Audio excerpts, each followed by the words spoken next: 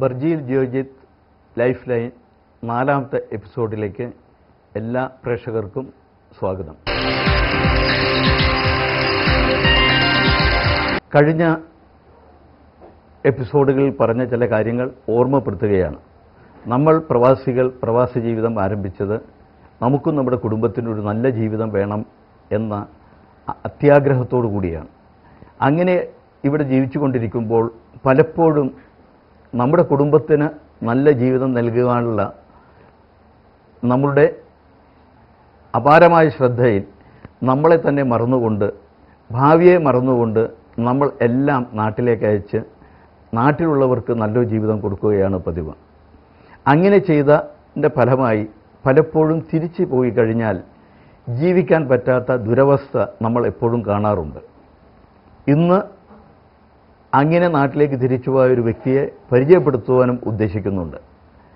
അങ്ങനെ ഒരു ദുരവസ്ഥ ഉണ്ടാവാതിരിക്കാൻ നമ്മൾ ഗൾഫിൽ ജീവിക്കുമ്പോൾ നമുക്ക് കിട്ടുന്ന വരുമാനത്തിൽ നിന്ന് എങ്ങനെ സമ്പാദിക്കണം, എങ്ങനെ അതിന് നമ്മുടെ ചെലവുകൾ നിയന്ത്രിക്കുവാൻ സാധിക്കും, എന്തെല്ലാം ചെലവുകളാണ് നമ്മളും നമ്മുടെ കുടുംബവും ചെയ്യുന്നത്, എന്തെല്ലാം നിക്ഷേപ മാർഗങ്ങളാണ് നമ്മുടെ മുമ്പിലുള്ളത് എന്നീ വിഷയങ്ങളാണ് ഈ പ്രോഗ്രാമിൽ ചർച്ച ചെയ്യുന്നത്. കഴിഞ്ഞ ആഴ്ചയിൽ നമ്മൾ സംസാരിച്ചത് വിവിധ ചെലവുകളെ പറ്റിയാണ്. നമ്മൾ പല ചെലവുകളെ പറ്റിയും വളരെ വിശദമായി ചർച്ച ചെയ്യുകയുണ്ടായി. ഈ ആഴ്ചയും അതിൻ്റെ ഭാഗമായി ചില ചെലവുകളെ കൂടെ സൂചിപ്പിക്കുവാൻ ആഗ്രഹിക്കുകയാണ്. ഭവനം ആണ് പലപ്പോഴും നമുക്ക് വരാറുള്ള ഏറ്റവും വലിയൊരു ചെലവ്. അത് വീണ്ടും ഞാനൊരു സൂചന നൽകുകയാണ്. വിശദമായി നമ്മൾ സംസാരിച്ചിട്ടുണ്ട്. എല്ലാവർക്കും ഒരു വീട് എന്ന സ്വപ്നം ഉണ്ടായിരിക്കും. നമ്മുടെ സാമ്പത്തിക ശേഷിക്ക് അനുസൃതമായ ഒരു വീട് നമ്മൾ നിർമ്മിക്കുവാൻ പാടുള്ളൂ എന്ന് വീണ്ടും ഓർമ്മപ്പെടുത്തുകയാണ്. മറ്റൊരു പ്രധാന കാര്യം സാമൂഹ്യമായ കാര്യങ്ങൾക്ക് നമ്മൾ നടത്തുന്ന ചെലവുകളാണ്. വിവാഹം, ജനനം, മരണം, മറ്റുള്ള വിശേഷ ആഘോഷങ്ങൾ എന്നിവയ്ക്ക് ധാരാളം നമ്മൾ ചെലവ് ചെയ്യാറുണ്ട്. ആ ചെലവ് ചെയ്യുമ്പോൾ ഒക്കെ തന്നെ നമ്മൾ നമ്മുടെ സാമ്പത്തിക ശേഷിയെ അളന്നുകൊണ്ടല്ല അത് ചെയ്യാറ്.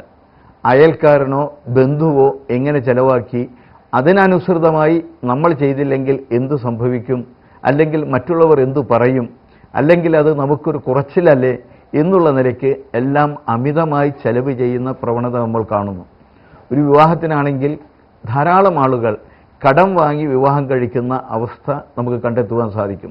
ഇന്നലെ തന്നെ ഒരു യുവാവ് എന്നെ വിളിച്ചു പറഞ്ഞത് അദ്ദേഹത്തിന് 2 ലക്ഷം ദിർഹം ഗൾഫിൽ കടമാണ്. ആ കടമുണ്ടാവാൻ ഒരു പ്രധാന കാരണം വിവാഹത്തിന് വേണ്ടി അമിതമായി ചെലവ് ചെയ്യേണ്ടി വന്നു എന്നതുകൊണ്ടാണ്. എന്നതുപോലെ മറ്റ് പല മേഖലകളിലും നമ്മൾ ചെലവ് ചെയ്യാറുണ്ട്. അത്ര എല്ലാ ചെലവുകളും നമ്മൾ നിയന്ത്രിക്കേണ്ടത് നമ്മുടെ ഭാവിക്ക് വളരെ അത്യാവശ്യമാണ്. പലപ്പോഴും നമ്മൾ പലതും വാങ്ങിക്കുക ഒരു ഇൻസ്റ്റൻ്റ് ആയിട്ടുള്ള ഡിസിഷനായിട്ടായിരിക്കും. ഒരൊറ്റ ഉദാഹരണം പറഞ്ഞാൽ നമുക്ക് മനസ്സിലാക്കുവാൻ സാധിക്കും. നമുക്കൊക്കെ ധാരാളം വസ്ത്രങ്ങളുള്ളവരാണ്. നമ്മൾ വാങ്ങിച്ചു വെച്ച വസ്ത്രങ്ങൾ നമ്മൾ ഉപയോഗിക്കുവാൻ വേണ്ടി ശ്രമിക്കുമ്പോൾ പലപ്പോഴും നമ്മൾ വാങ്ങിച്ച ചില വസ്ത്രങ്ങൾ തൊടുവാൻ തന്നെ നമ്മൾ അറക്കുകയും എത്രയോ കാലം നമ്മളെ സ്പർശനമേൽക്കാതെ നമ്മുടെ കബോർഡിൽ ഇരിക്കുന്ന അവസ്ഥ ഉണ്ടാവുകയും ചെയ്യാറുണ്ട്. അതെന്തുകൊണ്ടാണ് എന്ന് നമ്മൾ ഒരിക്കലും ആലോചിക്കാറില്ല. നമ്മൾ ഷോപ്പിങ്ങിന് പോകുമ്പോൾ പെട്ടെന്ന് നമുക്ക് കൊള്ളാമെന്ന് തോന്നുമ്പോൾ നമ്മളത് വാങ്ങുന്നു. വീട്ടിൽ കൊണ്ടുവന്ന് ഉപയോഗിക്കാൻ ശ്രമിക്കുമ്പോഴാണ് എന്തോ നമുക്ക് അതിനോടൊരു മടുപ്പ് ഉണ്ടാവുകയും നമ്മൾ വില കൊടുത്ത് വാങ്ങിയ വസ്ത്രം നമ്മൾ തന്നെ ഉപയോഗിക്കാതിരിക്കുന്ന അവസ്ഥ ഉണ്ടാവുകയും ചെയ്യും. അതുപോലെ തന്നെ കുടുംബിനികളെ സംബന്ധിച്ച് പറയുകയാണെങ്കിൽ എല്ലാ കുടുംബങ്ങളിലും ധാരാളം ഉപകരണങ്ങൾ പണം കൊടുത്ത് വാങ്ങിച്ചത് വളരെ ഉപയോഗശൂന്യമായ വിധത്തിൽ ഇരിക്കുന്നത് നമുക്ക് കണ്ടെത്തുവാൻ സാധിക്കും. അങ്ങനെയുള്ള അവസ്ഥ ഉണ്ടാവുന്നത് കേട്ടറിവിൻ്റെ കാരണം കൊണ്ടും അല്ലെങ്കിൽ പത്രങ്ങളിലോ മറ്റും കാണുന്ന പരസ്യത്തിൻ്റെ പിന്നിൽ പോകുന്നത് കൊണ്ടും ആകർഷകരായി നമ്മൾ വാങ്ങുമ്പോഴാണത് സംഭവിക്കുന്നത്. നമുക്ക് വേണ്ട സാധനങ്ങൾ വാങ്ങുമ്പോൾ 2 തവണയോ 3 തവണയോ ഇത് അത്യാവശ്യമാണോ, ഇത് ഗുണകരമാണോ, ഉപയോഗപ്രദമാണോ എന്ന് ആലോചിച്ചതിന് ശേഷം മാത്രമേ നമ്മൾ വാങ്ങുവാൻ പാടുള്ളൂ. എങ്കിൽ അനാവശ്യമായ എല്ലാ ചെലവുകളെ നമുക്ക് നിയന്ത്രിക്കുവാൻ സാധിക്കും. എന്നതുപോലെ തന്നെ നമ്മുടെ കുടുംബത്തിൻ്റെ സ്ഥിതിയും നമ്മൾ ആലോചിക്കണം. നമ്മുടെ കുടുംബത്തിനും ധാരാളം ചെലവുകളുണ്ട് എന്ന് നമ്മൾ പലപ്പോഴും പറയാറുണ്ട്. പലപ്പോഴും ഗൾഫിലുള്ള സഹോദരങ്ങൾ പറയാറുള്ളത്, ഗൾഫിലുള്ളവരുടെ കുടുംബങ്ങൾ നാട്ടിൽ സ്ഥിരതാമസമായി ജോലി ചെയ്യുന്ന കുടുംബങ്ങളെക്കാൾ കൂടുതൽ എല്ലാ കാര്യങ്ങൾക്കും ചെലവഴിക്കുന്നു എന്നാണ്. അത് നമ്മൾക്കറിയാമെങ്കിൽ, പ്രവാസികളെ നമുക്ക് അത് അറിയാമെങ്കിൽ, നമ്മൾ തന്നെയല്ലേ നമ്മുടെ കുടുംബത്തെ നിയന്ത്രിക്കേണ്ടത്? നമ്മൾ തന്നെയല്ലേ നമ്മുടെ ചെലവുകളെ, നാട്ടിലുള്ള ചെലവുകൾക്ക് നിയന്ത്രണം വരുത്തുവാനുള്ള ഉപദേശ നിർദ്ദേശങ്ങൾ നൽകേണ്ടത്? അങ്ങനെ നമ്മൾ അത്തരത്തിലുള്ള ഉപദേശ നിർദ്ദേശങ്ങൾ നൽകണമെങ്കിൽ അവർ എന്ത് ചെയ്യുന്നു എന്ന് മുൻകൂട്ടി നമ്മൾ അറിഞ്ഞിരിക്കണം. അതിനാണ് ഞാൻ നേരത്തെ ഒരു ബഡ്ജറ്റ് വേണം എന്ന് പറഞ്ഞത്. ഒരു കുടുംബ ബഡ്ജറ്റ് ഉണ്ടെങ്കിൽ അത് മുൻകൂട്ടി അറിയുവാൻ സാധിക്കും, അത്തരം ചെലവുകളെ നമുക്ക് നിയന്ത്രിക്കുവാൻ സാധിക്കും.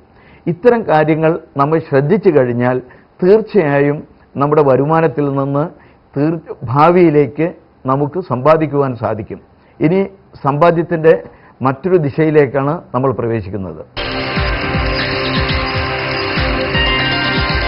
പ്രിയപ്പെട്ട പ്രേക്ഷകരെ, ഇപ്പോൾ നമ്മളോടൊപ്പം ഖത്തറിൽ നിന്ന് നാട്ടിലേക്ക് തിരിച്ചുപോയ ഒരു ഗൾഫ് റിട്ടേണിയാണ് സംസാരിക്കുവാൻ പോകുന്നത്.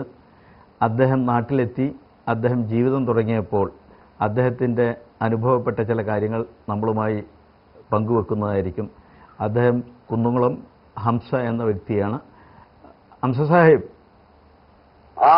കേൾക്കുന്നുണ്ടോ? എന്താണ് താങ്കളിപ്പോൾ നാട്ടിലേക്ക് 20 വർഷം ഗൾഫിൽ ജീവിച്ചതിന് ശേഷം നാട്ടിലേക്ക് തിരിച്ചു പോയതല്ലേ? എന്താണ് ഗൾഫിലുള്ള പ്രേക്ഷകരോട് പറയാനുള്ളത്, താങ്കളുടെ അനുഭവം? എനിക്ക് ആദ്യം തന്നെ ഞാൻ ഒരു തെറ്റ് തിരുത്താം. ഞാൻ ബഹ്റൈനിലാണ് വന്നത് സാറേ. അതെ, ബഹ്റൈനിലായിരുന്നു അല്ലേ? എനിക്ക് പറയാനുള്ളത് വെച്ചാല്, ഞാനൊരു ട്രെയിനിങ് വിസക്ക് 20 വർഷം മുന്നേ പോയതാ. 800 ദിർഹത്തിൽ നിന്ന് തുടങ്ങിയിട്ട് 1200 ദിർഹം വരെയാണ് നമുക്ക് ഈ 20 വർഷത്തില് ശമ്പളം മേടിക്കാൻ കഴിഞ്ഞത്. അപ്പോ ഈ സാറിന്റെ ഈ ബർഗിൽ സെക്യൂരിറ്റിയുടെ കാര്യങ്ങൾ ഇപ്പൊ ഞാൻ ഒരു 3 വർഷമായിട്ടുള്ളൂ ശരിക്കും പറഞ്ഞാൽ കേൾക്കാൻ തുടങ്ങി. കാരണം ഡ്രൈവർ ആയതിനാണ് കൂടുതൽ കേൾക്കാൻ തുടങ്ങി. ഓക്കെ. സാറ് അതിനെപ്പറ്റി പലപ്പോഴും ഏഷ്യാനെറ്റ് റേഡിയോയിലൂടെ പറയുമ്പോഴും ഞങ്ങളുടെ ബഹ്റൈനിൽ വന്നിട്ട് ഒരിക്കൽ പരിപാടി അവതരിച്ചപ്പോഴും എല്ലാം ഞാൻ കേട്ടിരുന്നു. എനിക്ക് അതിന് കൂടണമെന്ന് അതിയായ മോഹം ഉണ്ടായിരുന്നു. പക്ഷെ എന്റെ കുടുംബ പശ്ചാത്തലം കൊണ്ട് എനിക്ക് അതിന് കഴിഞ്ഞില്ല. പിന്നെ സാറ് എപ്പോഴും പറയാറുണ്ട്, 1000 ഉറുപ്പിക മാറ്റി വെക്കാൻ കഴിയാത്ത ഒരു പ്രവാസിയില്ല. അത് യഥാർത്ഥ ഒരു വാക്കായിരുന്നു. പക്ഷെ എനിക്കത് എന്തോ എനിക്കത് അങ്ങോട്ട് ചെയ്യാൻ കഴിഞ്ഞില്ല. ഇപ്പൊ ഇവിടെ വന്ന് ഇതല്ലാതെ ഞാൻ ഇപ്പൊ ഒരു കൊല്ലത്തിൽ ഞാൻ ലാസ്റ്റ് ഇപ്പൊ ഒരു കമ്പനിയിൽ വിസ മാറിയിട്ട് ഒരു കൊല്ലത്തിന്റെ ഉള്ളിൽ 3ാമത്തെ വരവാ വരുന്നു. അതെ, ഇപ്പൊ ഒഴിവാക്കി പോന്നിരിക്കണോ അല്ലെങ്കിൽ ചികിത്സിക്കണമെന്നാണോ? എനിക്ക് നല്ലൊരു എമൗണ്ട് കൂടെ ചെലവായി. ഞാൻ ഒരു കൈകാലിയായ ഒരു ഗൾഫുകാരനായി. അങ്ങനെ സംഭവിച്ചു നോക്കുമ്പോ നാട്ടുകാരിൽ നിന്നും വീട്ടുകാരിൽ നിന്നും അവനാന്റെ രക്തങ്ങളിൽ നിന്നും എല്ലാം കിട്ടിയ അനുഭവങ്ങൾ എന്നെ ഒരുപാട് മാനസികമായിട്ട് ബുദ്ധിമുട്ടിച്ചു. അപ്പൊ ഞാൻ കണക്കൂട്ടി ഏതായാലും ഞാനിപ്പോ ഈ കിടക്കപ്പാലിൽ കിടക്കുകയാണ്. എന്റെ സഹോദരങ്ങൾ, എന്റെ ഏട്ടനനിയന്മാരാണ് അവിടെ ഉള്ളത്. പ്രത്യേകിച്ചും ഞാൻ ഇവിടെ കിടക്കണോണ്ടോ എനിക്കൊന്നും കിട്ടാൻ വേണ്ടിയിട്ട് പറയല്ല. ഗൾഫുകാരെന്ന് പറഞ്ഞാൽ എനിക്ക് എന്റെ ഹൃദയമാണ്. കാരണം നാട്ടിൽ വന്നാലും ഇപ്പൊ ഒരു കൂലിപ്പണിക്കാരൻ വീട്ടിൽ വന്നാല്, ഒരു തെങ്ങേറ്റക്കാരനെ കണ്ടാല്, അല്ലെങ്കിൽ പഴയ പരിചയക്കാരെ കണ്ടാല്, ഒരു പീഡിയകൊലയിൽ ഇരുന്ന് കഴിഞ്ഞാല് ഇവിടൊക്കെ ഞാൻ ഗൾഫിൽ വ്യക്തിയാണ്. ഇപ്പോൾ താങ്കളിപ്പോൾ ഇത്രയും ഗൾഫിൽ നിന്ന് തിരിച്ചു വന്നിട്ട് ഇപ്പോൾ ചികിത്സ ഒക്കെ നടത്തുന്നുണ്ടോ? അസുഖത്തിനുള്ള ചികിത്സ? ഞാൻ വന്നത് പെട്ടെന്നുള്ള ക്രിട്ടിക്കൽ ഒരു അവസ്ഥയായിട്ടാണ് 3ാമത്തെ വരവ് വന്നത്. അപ്പൊ ഞാൻ അവിടുന്ന് ഇവിടെ എത്തിയ വർഷം തന്നെ ആൾക്കാരൊക്കെ പറഞ്ഞ് മറ്റേ വലിയ വലിയ ഹോസ്പിറ്റലൊക്കെ പോയ ഒരുപാട് പൈസ അങ്ങനെ ഞാൻ മെഡിക്കൽ കോളേജിലാണ് പോയത്. മെഡിക്കൽ കോളേജിൽ ഞാൻ പോയി നോക്കുമ്പോ ആരോഗ്യ ഇൻഷുറൻസ് കാർഡില്ല. കിട്ടിയതാണ്. അതാണ് ഞാൻ നാട്ടുകാരെ കാര്യം കൂടി പറയാൻ കാരണം. എനിക്ക് ഞങ്ങൾ 5 ആൾ പോയിട്ട് എന്റെ ഭാര്യ മക്കളും ഞങ്ങൾ ഫോട്ടോ എടുത്തിട്ട് ആ കാർഡ്, എനിക്ക് പാസ്സായ കാർഡ് ഞാൻ ഗൾഫുകാരനാന്ന് വന്നിട്ട് എന്റെ അടുത്തുള്ള ആൾക്കാർ പോയിട്ട് മുടക്കി. നമ്മൾ പണ്ടത്തെ കാലത്തൊക്കെ വന്നു കഴിഞ്ഞാൽ ഒരു കുപ്പായിലെ ഒരു ലുങ്കിനെ കൊടുക്കുന്ന ആൾക്കാരാണ് നമ്മുടെ അയൽവാസികൾ. അതാണ് ഞാൻ എന്റെ സഹോദരങ്ങളോട് പറയുന്നത്. നിങ്ങൾ കൊടുക്കണം, നിങ്ങൾ ചെയ്യണം. കുടുംബത്തിനാണെങ്കിലും പെങ്ങന്മാർക്കാണെങ്കിലും നമ്മുടെ നാട്ടുകാർക്കാണെങ്കിലും ആർക്കും വേണമെങ്കിൽ നിങ്ങൾ ചെയ്യണം. പക്ഷെ നിങ്ങളുടെ അധ്വാനത്തിന്റെ ഫലം ഒരു ഹോട്ടൽ ജീവനക്കാരനോ ഡ്രൈവറോ ഒരു മേശനോ ഏതൊരു ജോലി ചെയ്യുന്ന ഒരു ഗൾഫുകാരനാണെങ്കിലും നിങ്ങൾ അധ്വാനിക്കുന്ന രക്തത്തിന്റെ ഫലം മനസ്സിലാക്കാതെ 10 പൈസ നിങ്ങൾ ഒരാൾക്ക് കൊടുക്കരുത്. സാറിനെ പോലുള്ള പ്രവർത്തകർ അല്ലെങ്കിൽ നല്ല മനുഷ്യർ ചെയ്യുന്ന ഈ വക സംരംഭം മനസ്സിലാക്കി 10 പൈസ ആവാൻ പ്രത്യേകിച്ച് എനിക്ക് പറയാനുള്ളത് ഈ 10 ഗൾഫിലെത്തിയ ചെറുപ്പക്കാരോടാണ്. ഇപ്പോൾ ഹംസ സാഹിബ്, എനിക്ക് പറയാനുള്ളത്, താങ്കൾ ഇത്രയും വർഷങ്ങളായിട്ട് ഈ പരിപാടികളൊക്കെ കേൾക്കുകയൊക്കെ ചെയ്തിരുന്ന ഒരു വ്യക്തിയാണ്. എന്നിട്ടും എന്തുകൊണ്ടോ താങ്കൾക്ക് ഒരു 1000 ഉറുപ്പിക പോലും മാറ്റിവെക്കാൻ സാധിക്കാത്ത ഒരു സാഹചര്യം ഉണ്ടായതുകൊണ്ടാണ് ഇന്ന് അസുഖം വന്ന് നാട്ടിൽ വന്നപ്പോൾ ഇങ്ങനെയുള്ളൊരു അനുഭവം ഉണ്ടായിട്ടുള്ളത്, അല്ലേ? അതെ സാറേ. അപ്പോൾ ഈ ഒരു അനുഭവം മറ്റാർക്കും ഉണ്ടാവരുതെന്ന് താങ്കളും ആഗ്രഹിക്കുന്നുണ്ട്, അതുപോലെ തന്നെ ഞാനും ആഗ്രഹിക്കുകയാണ്. ഈ പരിപാടി എനിക്ക് സാറിന്റെ പരിപാടികളിൽ നിന്ന് പലപ്പോഴും മനസ്സിലായിട്ടുണ്ട്. ഒരു മിനിറ്റ് ഞാൻ ഒരുപാട് മതസംഘടന പരിപാടികൾക്ക് പോയിട്ടുണ്ട്, ഒരുപാട് ചാരിറ്റി ഫണ്ടിന്റെ പരിപാടികൾക്ക് പോയിട്ടുണ്ട്. ഞാനൊരു പൊതുപ്രവർത്തകൻ പോലത്തെ ആളാണ്. നിങ്ങളാരും അത്ര കണ്ട് പുറത്തേക്ക് അറിയില്ലെങ്കിലും ഞാൻ ഒരുപാട് പൊതുപ്രവർത്തനങ്ങൾക്ക് നടന്നിട്ടുള്ള ആളാണ്. അവിടെ ഒക്കെ ഞാൻ കേട്ടിട്ടുള്ള എന്താ കണ്ട, നമുക്ക് അവിടെ പള്ളി പണിയാണ്, ഇവിടെ അമ്പലം പണിയാണ്, അവിടെ ആ 4 പെൺകുട്ടികളെ കെട്ടിക്കാണ്. അങ്ങനെ ഓരോ പ്രശ്നങ്ങളും പറയാന്നല്ലാതെ ഈ ചാരിറ്റി ഫണ്ടുകൾക്കാണെങ്കിലും മറ്റുള്ള മതസംഘടനകൾക്കാണെങ്കിലും ഒരു ഗൾഫുകാരൻ, ഒരു പാവപ്പെട്ടവൻ, ഒരു കൂലി, അവൻ 10 രൂപ ഉണ്ടാക്കട്ടെ എന്ന് പറഞ്ഞിട്ട് അവന് നല്ലൊരു കാര്യം പറഞ്ഞു കൊടുക്കുന്ന ഒരു സംഭവം, ഒരു സംരംഭം ഷംസുദ്ദീൻ കരുണാകരന്റെ നാവിൽ നിന്ന് മാത്രമല്ലാതെ ഞാൻ ഗൾഫിൽ കേട്ടിട്ടില്ല.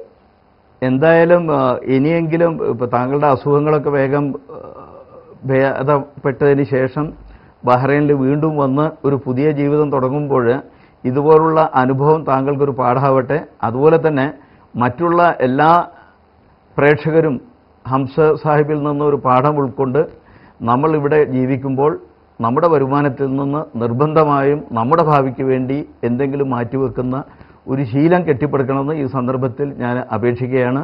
ഹംസ സാഹിബ് ഇത്രയും കാര്യങ്ങൾ സംസാരിച്ചതിന് വളരെ നന്ദി. നമസ്കാരം.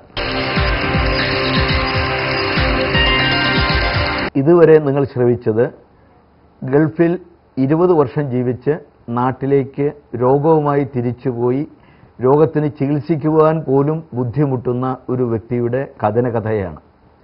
ഇങ്ങനെയുള്ള കഥനകഥകൾ ഇവിടെ ജീവിക്കുന്ന സഹോദരങ്ങൾ ഉണ്ടാവാതിരിക്കുവാൻ തീർച്ചയായും നമ്മുടെ ചെലവുകളെ എല്ലാം നിയന്ത്രിച്ച് നമ്മുടെ വരുമാനത്തിൽ നിന്ന് കൃത്യമായി സമ്പാദിക്കുന്ന ഒരു ശീലം നമ്മൾ കെട്ടിപ്പടുക്കേണ്ടതുണ്ട്. അത് കെട്ടിപ്പടുക്കാൻ എങ്ങനെ സാധിക്കും, എങ്ങനെ സമ്പാദിക്കുവാൻ സാധിക്കും, അങ്ങനെ സമ്പാദിച്ചു കഴിഞ്ഞാൽ ഏതെല്ലാം മേഖലയിൽ നമുക്ക് നിക്ഷേപിക്കുവാൻ സാധിക്കും എന്നുള്ള വിഷയങ്ങളാണ് ഇനി നമ്മൾ ചർച്ച ചെയ്യുന്നത്.